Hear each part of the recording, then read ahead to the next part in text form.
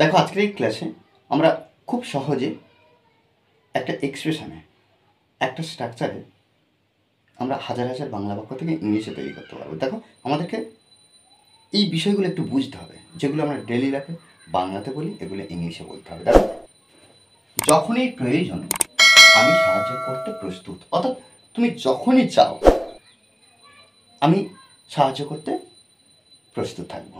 এই যে বিষয়টা, তুমি যখনই বলবে আমি তখনই যাব।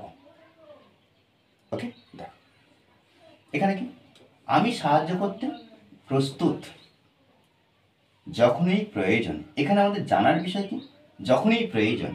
তাহলে আমি সাহায্য করতে প্রস্তুত, এই যে বাক্যটা, বাক্যের মধ্যে যে অংশটা, এটা কিন্তু আমরা খুব সহজে ট্রান্সলেট করব। যেমন একটা টেন্স শুনেছে ট্রান্সলেট, দেখো আমি সাহায্য করতে প্রস্তুত, তাহলে আমি প্রস্তুত, I am ready, I am ready, আমি প্রস্তুত। সাহায্য করতে কাকে? তোমাকে। এই যে তোমাকে, ইউ, এটা কিন্তু এখানে উজ্জ আছে, কিন্তু এর অর্থ অনুযায়ী আমরা তোমাকে, এই যে তোমাকে, এটা ব্যবহার করতে পারি ইংলিশের ক্ষেত্রে। তাহলে আই এম রেডি, আমি প্রস্তুত। সাহায্য করতে তেযুক্ত ভার্ব আছে, দেখো তেযুক্ত বাংলার ক্রিয়া, সেক্ষেত্রে আমরা কি করব? টু, সাহায্য হেল্প, ইউ,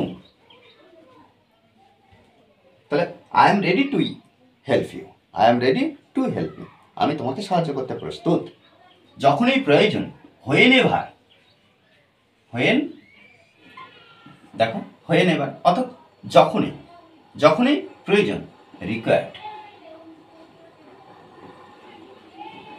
ওকে, আর এখানে দেখো ইউটা ব্র্যাকেটের মধ্যে রাখছি, এটা ব্যবহার করতে পারি না করতে পারি, যেহেতু এটা বাক্যের এক্সপ্রেশন অনুযায়ী আমরা ব্যবহার করেছি।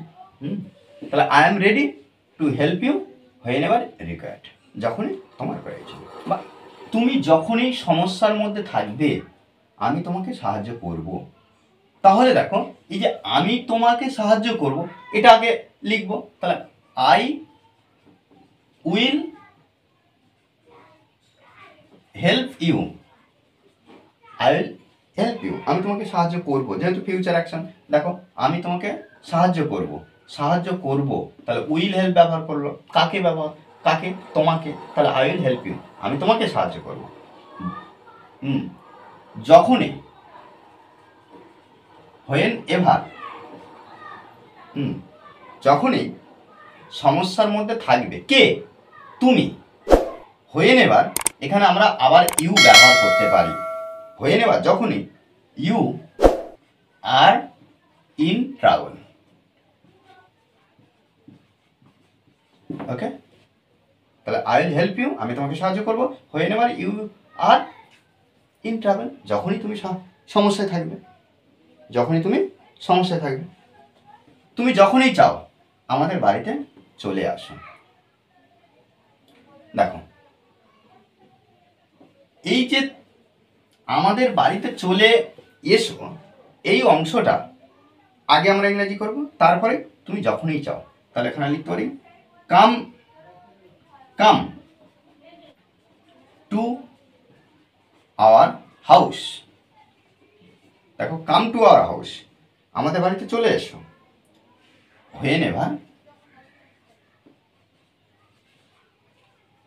Ever you want.